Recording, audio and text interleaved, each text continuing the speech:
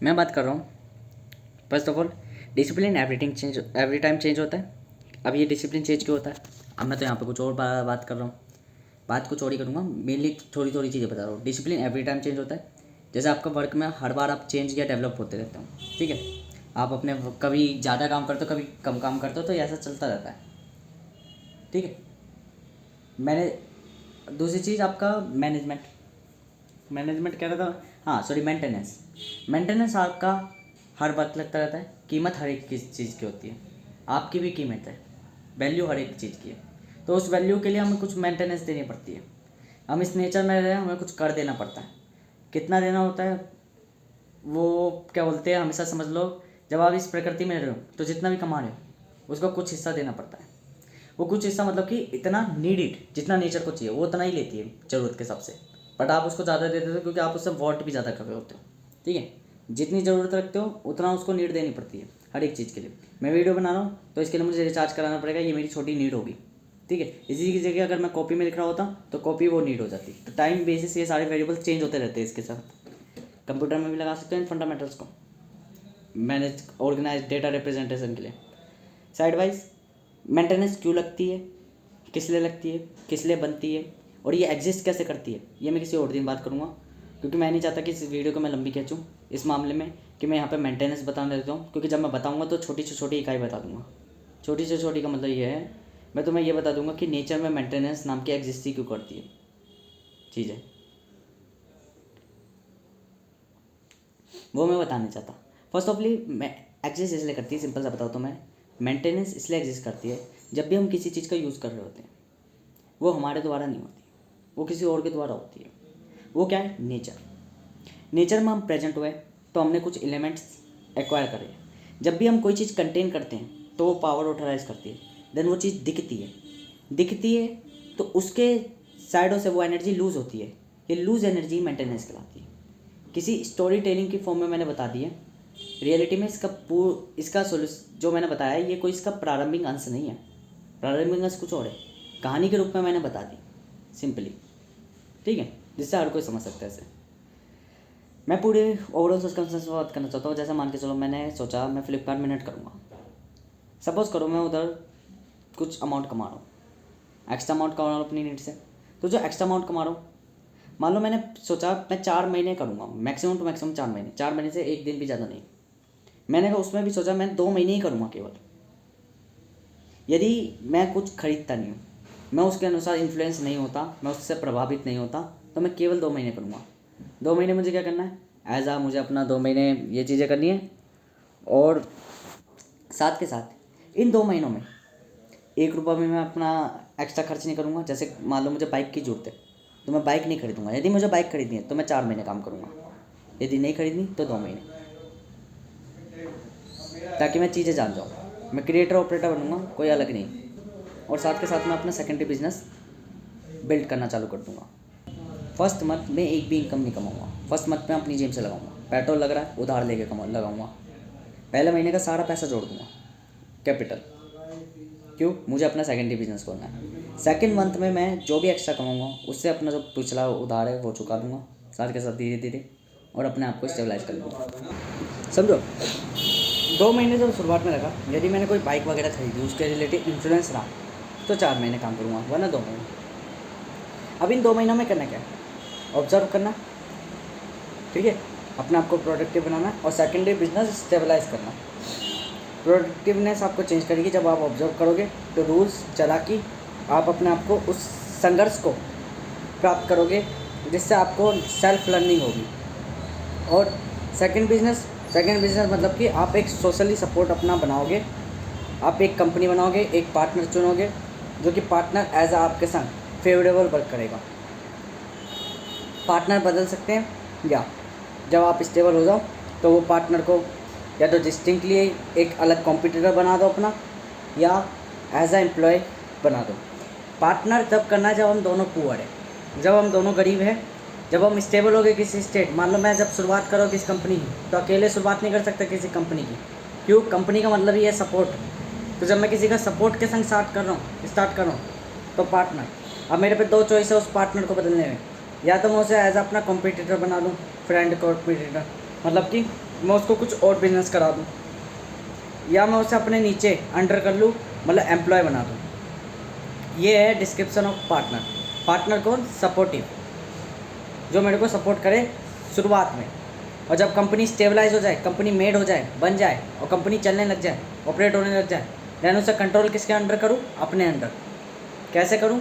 या तो उस पार्टनर को एज ए एम्प्लॉय बना लूँ अपना, ठीक है, वर्कर, जब चाहूँ तब निकाल सकूँ, या उस पार्टनर को एज अ अलग बिजनेसमैन बना दूँ या अलग कंपनी करवा दूँ, ताकि वो अपना अलग डिसजॉइंटली हो ले। उसको साथ लेके नहीं चलना फिर जब स्टेबल हो जाए, क्योंकि ऑपरेट के टाइम पे निर्णय आपको लेना है। मैं कंट्रोलिंग काम करती है, ओनरशिप एक ही होना चाहिए कंपनी का। शुरुआत में कंपनी जब बन रही हो तब 2 3 4 5 सपोर्टर्स मिल जाओ, क्योंकि ओनर नहीं अभी डिसाइड हुआ। ओनर मतलब जो ऑपरेट करना जानता है। अभी तुम क्रिएट कर रहे हो, तो क्रिएट करते टाइम पे आप में हो सकता है एक क्वालिटी हो, दूसरे में कोई और क्वालिटी हो, पर जिसने शुरुआती कदम सोलोप्रेन्योर से इस्तेमाल करा होगा वही ओनर बनेगा, मतलब कि चालाकी। जब इन्हीं चीज़ें क्रिएट आपने करी पर ऑपरेट किसी और ने करी, तो जो ऑपरेट करने वाला वो एक ही होता है, और ऑपरेट करने वाला ही CEO या ओनर कहलाता है कंपनी का। और ओनर के अलावा और कोई कंपनी को हैंडल नहीं करता। ज़रूरी नहीं कि आपने कंपनी बनाई हो और आप ही उसे ऑपरेट करोगे। यदि समय आया या समय पे आपने निर्णय नहीं लिया, कदम नहीं उठाए, और आपने अपने पार्टनर को एज अ चलते रहे कि मेरा पार्टनर चलेगा, तो वो पार्टनर क्या करेगा? आपको कंपनी से बाहर निकलवा देगा और खुद ओनर बन जाएगा। इसमें कोई गलत बात नहीं है, बिकॉज आपको वो सही समय पे सही निर्णय लेना था। फिर क्या करे? आप में क्वालिटी है, नई को एक कंपनी बना दो, या आपको पता है कि आपका पार्टनर मूर्ख है, लालची है, तो वो अपने आप ही कंपनी को डिस्ट्रॉय कर देगा, जैसे एप्पल के फाउंडर को निकाल कर करा था। पार्टनर मतलब जो शुरुआती में सपोर्ट दे, बिगिनिंग में सपोर्ट दे, बिगिनिंग में सोलोप्रेन्योर्स की तरह साथ में चले, प्रेन्योरशिप करे, ठीक है। एंटरप्रेन्योर नहीं, एंटरप्रेन्योर हमेशा एक होता है, पर प्रेन्योरशिप करे साथ में विद कंपनी मैन, हैजमैन बने, बस। बाद में उसे एज ए एम्प्लॉय बनाना या एज ए कॉम्पिटिटर या अलग बिजनेस करवाना, ठीक है। 2 मोड्स हैं। सेकेंडरी बिजनेस के अंदर ये पूरी प्लेटफॉर्म चल रही है। प्रोडक्टिविटी, चालाकी, आपको लूप होल्स फाइंड करने हैं, ऑब्जर्व करना है चीज़ों को, सीन करना है कैसे मैं अपने आप को डेवलप करूँ, ठीक है, कैसे मैं अपने आप को बेहतर करूँ। 2 महीने तब काम करूँगा जब मैं इन्फ्लुएंस नहीं हूँ, 4 महीने तब काम करूँगा जब मेरे को कुछ उसके अनुसार स्टेबल करना है। फर्स्ट मंथ में सब कुछ अपनी जेब से लगाऊंगा, उधार लेके भी मुझे करना होगा करूँगा, क्योंकि पहले महीने की सारी पूंजी क्या कर लूँगा मैं एज ए कैपिटल में गेन कर लूँगा। क्यों? मुझे सेकेंडरी बिजनेस बनाना अपना। मैं उस बिज़नेस के, जिस मेन बिज़नेस के भरोसे हमेशा नहीं बैठना, क्योंकि मेन बिज़नेस बदल सकता है। और सेकेंडली मुझे ये ध्यान रखना है कि फर्स्ट ऑफ ऑल तो मैंने वो कर दिया, और सेकंड महीने मैं अपनी जो पीछे की वो है, जो भी मैंने खर्चा करा है उसको वो करूँगा। 2 महीने में मैं एक्सपर्ट भी बन जाऊँगा। देखो, हमेशा एक चीज़ ध्यान रखना, आपकी स्टेज 4 होगी। पहले आप देखोगे, केवल देखोगे, मतलब दूसरों को देखोगे, समझोगे, ऑब्जर्व करोगे। फिर आप, जैसे इंग्लिश लैंग्वेज सीखनी है आपको, तो पहले आप देखोगे चीज़ें, देखोगे, फिर लिखोगे,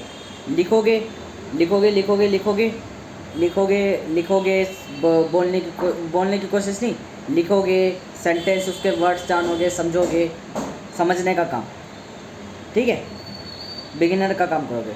फिर आप एक वो बनोगे, क्या बोलते हैं, थोड़ा अपर लेवल पे बनोगे। अपर लेवल पे मतलब आप बोलना चालू करोगे, एक स्पोकन बनोगे, आप बोलना चालू करोगे और राइट करना चालू करोगे, प्रोजेक्ट करना चालू करोगे। आखिर में आप क्या बन जाओगे? एक स्पेशलिस्ट, एक इंजीनियर, आप एक उस फील्ड में मास्टर बन जाओगे। तो ये 4 कदम होते हैं, 4 स्टेप्स होते हैं। ये मैंने लिख रखे हैं पहले एक बात, ये 4 स्टेप्स। इन नोट्स को मैं पढ़ के बता देता हूँ, जो मैंने 11/5/2025 के करीब में लिखे थे। ये चीज़ें ज़्यादा नहीं, मैं मेन बताऊँगा जो मेरे को काम की लगेगी। बाकी तो मैंने इसमें फालतू चीज़ भी लिख रखी थी कि प्लॉट में बनाने के लिए कितनी ईंटों का पैसा लगता है। व्यवस्थाओं के सूत्र, संसाधनों की कमी, व्यवस्थाओं का संतुलन, संसाधन का फैलाव और व्यवस्था का आत्मनिर्भर होना। अब सोचो क्या करना है। मैंने 5 कैटेगरी बांटी थी, सेविंग, इन्वेस्टमेंट, डेवलपमेंट, लर्निंग और एक्सपेंडिचर। जिसमें मैंने कहा था कि एक्सपेंडिचर आपका 30% होता है, खर्चा आपका 30% होता है। 5% लर्निंग में इन्वेस्ट करना चाहिए, 25% डेवलपमेंट में, 25% इन्वेस्टमेंट में, 15% सेविंग पे। अब सोचो क्या करना है। पहला तुम्हारा खर्च, 1000 रुपये घर का रहने का किराया, आधार पर अपने रूप को बेहतर के लिए। व्यवस्था के सूत्र, संसाधन की कमी, व्यवस्था का संतुलन और संसाधन का फैलाव। ठीक है, और देखो क्या क्या है इसमें। ठीक है, कंप्लीट। नौकर या श्रम की सुविधाएं की उपलब्धता, बेहतर धन की उपलब्धता चाहिए, बेहतर समय की उपलब्धता चाहिए, एक श्रमिक का तनाव मुक्त करे। उच्च सम्मान की आवश्यकता एक श्रमिक को प्राप्त होनी चाहिए। उच्च ज्ञान से उसका विकास होना आवश्यक है, जिससे उसका उपनयन हो, बेहतरीन जीवन का रूप धारण हो सके। ये श्रम नौकर या पुत्र या व्यक्ति के लिए एक समान ही उपलब्धताएँ है, जो व्यक्ति प्राप्त होना अहम आवश्यक है। खर्चे, कामचोरी, हवस, शौक और लालच और मजाक, ये एक श्रम की दुर्व्यवहार है, जो एक श्रम में नहीं होना चाहिए, मेहनत आने में नहीं होनी चाहिए, मेहनती में। कमाने को बतेरी उम्र है, क्योंकि कमाना आसान है, मेहनत आसान है, सीखना आसान है, परंतु अवसर मिलना कठिन है। बिन अवसर के एक श्रम बेरोजगारी की श्रेणी में भी आ जाता है।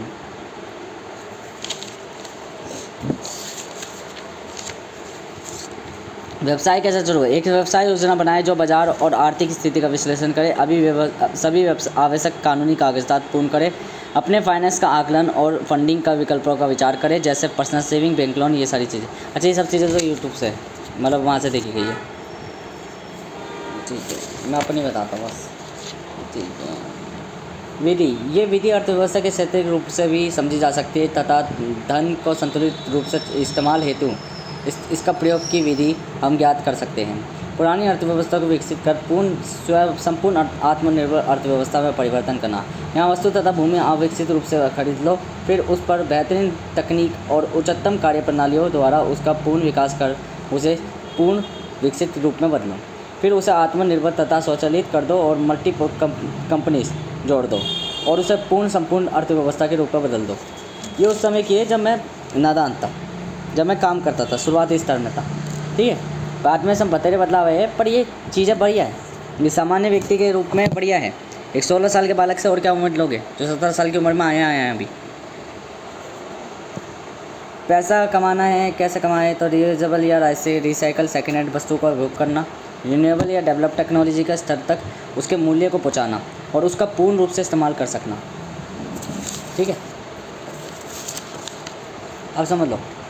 प्रेजेंट टाइम जीरो बैलेंस, ठीक है। Investing, compounding, increase goods process, fixing investing but long time. Saving linearly increase होती है, fixing investment direct profit but uncertain time. Continuity, धन के 3 मुख्य कारक है, लाभ कितना है, प्रॉफिटेबल, समय कितना है, टाइम कंज्यूमिंग, और विकास कितना है, डेवलपमेंट। इंफ्रास्ट्रक्चर बहुत महत्व रखते हैं एक धन के लिए। धन मतलब आपका अमीरी, आपका विकास, मतलब आपकी ग्रोथ, 3 चीज़ों पर बोलते हैं। आपका प्रॉफिट कितना है, आपका टाइम कितना कंज्यूम हो रहा है, और आप कितने डेवलप्ड हो रहे हो, इंफ्रास्ट्रक्चर कितना मेक हो रहा है। Calculate will be completed. और अब मैं 17 साल का हो चुका, ठीक है, मतलब 21 अक्टूबर की बात है। ठीक है, मानो मैं अकेले की आर्थिक गतिविधियों को पेटा, मुझे मात्र 2 कमरे की, ठीक है, ये तो अलग बात है। ठीक है, श्रम का मतलब ये नहीं कि मजदूरी, बल्कि श्रम का अर्थ है मानव का संसाधन की तरह आकांक्षा कर सके तथा वह पूंजी या लाभ बेहतर विकल्प द्वारा जुटा सके। ये श्रम की बेहतरीन अवधारणा है, जहाँ मानव श्रम कर रहा है पर विकासशील रूप में, जहाँ वह अपने आप को विकसित तथा पूंजी को जुटाकर बेहतर विकल्प द्वारा सही जगह निवेश करने का समारोह का निर्माण कर रहा है।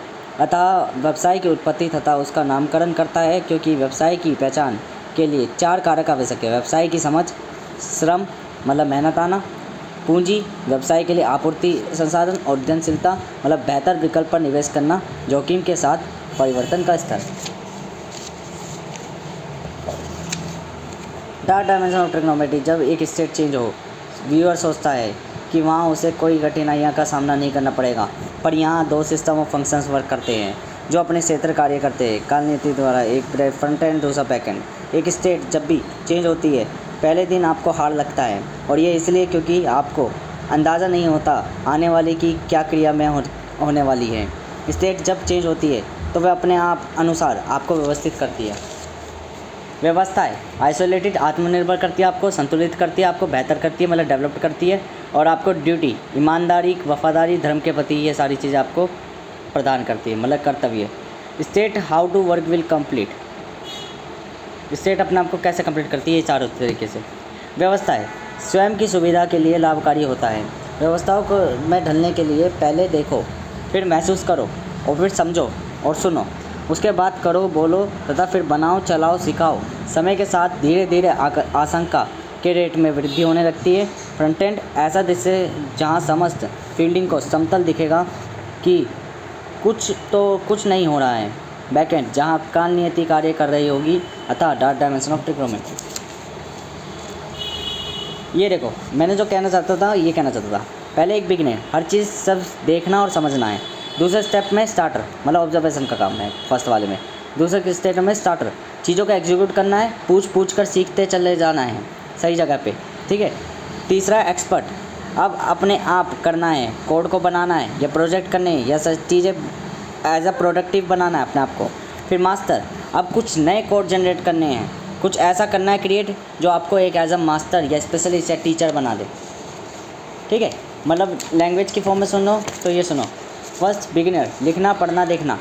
स्टार्टर, सुनना और समझना। एक्सपर्ट, बोलना बात करना बातचीत, अपना नेचर बना लेना। और मास्टर, कॉन्फिडेंट, नए शब्द बनाना, क्रिएट करना और सेंटेंसेस मेक करना। स्वयं तथा अहम, नाम प्राकृतिक बालक स्वयं है, पद सांसारिक गुरु अहम है। ध्यान की अवस्था को केंद्रित होने के लिए, अतः यदि सूक्ष्म कण को एकत्रित कर केंद्रित होना कहे तो अवस्था को ध्यान पर समझा जा सकता है। अतः जीवन प्राणी ध्यान, परंतु अजीवित केंद्र में एकत्रित होना, अतः बल को एक शक्ति को जागृत करने के लिए फिर उसे ध्यान द्वारा जागरूक करना। सीखने का स्तर, जैसे मैं साइकोलॉजी का अध्ययन करता हूँ तो पहले उसके बारे में जाना कि साइकोलॉजी है क्या। फिर मुझे पता चला ये तो मन को खिलाना है तथा खेलने की 3 प्रक्रियाएं, व्यवस्थाओं को संतुलित करना, आकर्षता करना तथा अपनी पहचान करना। खेल का सीखना, समझना, खेल में अच्छा प्रदर्शन करना, अतः मन का अध्ययन, खेल में अपनी पहचान बनाना। फिर मैंने उसकी जानकारी प्राप्त की, अतः अध्ययन किया और उसे समझने लग गया। फिर मैंने अध्ययन कर छोड़ दिया, जीने लग गया। साइकोलॉजी मतलब मन के अध्ययन के भीतर समझ सकती मन की मायाओं तथा नियतियों पर है। ये मायाएं और नियतियाँ रूप का निर्माण और तथा चालों का निर्माण करती है, जिससे एक पर्सनैलिटी या नई कैरेक्टर बन जाती है जो मन का एक भाग रखता है। उसका समस्त ज्ञान बल, मतलब कि ज्ञान मतलब बल, परंतु इस पर दूसरा भाग नहीं होता, रूप। क्योंकि पर्सनैलिटी अपने काम पर परफेक्ट होती है और सत्य कभी भी पूर्णता से प्राप्त नहीं होता। मतलब सत्य कभी भी, रियलिटी कभी भी परफेक्ट नहीं होती।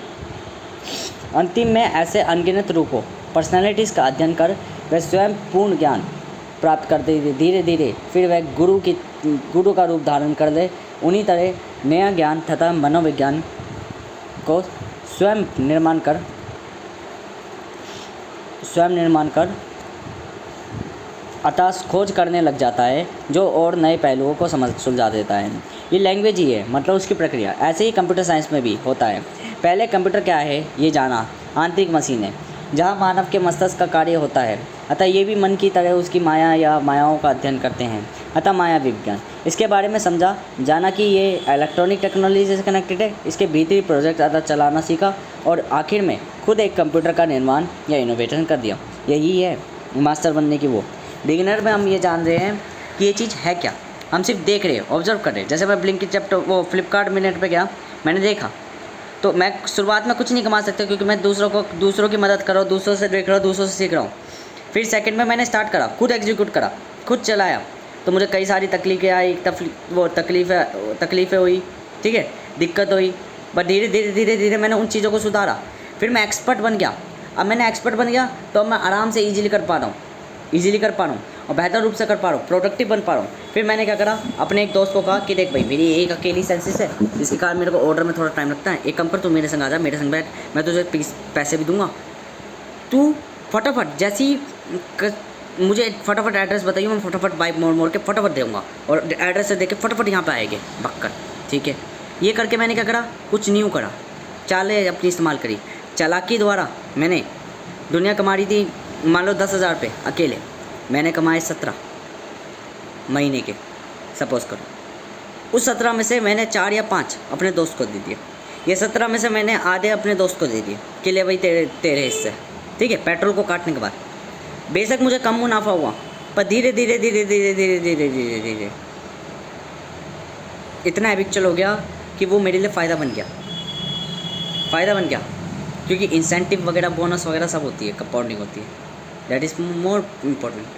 हो सकता है 17 से मैं ज़्यादा कमा लूँ, हो सकता है मेरा जो दोस्त हो है उसको धीरे धीरे, और हो सकता है बीच में मेरा दोस्त छोड़ दे, तो क्या करना है, चेंज कर लेना है पार्टनर। तो ये प्रोडक्टिविटी आ जाती है, अलग तरीके, अलग वे आपको बनाते हैं, अलग थिंकिंग आपको दुनिया से अलग बनाती है। ये सारी चीज़ें मैंने बात करी, सब चीज़ें मैंने दोहराई है, ज़्यादा नहीं दोहराया, पन्ने बहुत हैं, लिखे बहुत है, मैंने एक क्षेत्र घुमाया बस, थोड़ा सा पढ़ के, एक सेम टाइप ऑफ पेजेस को।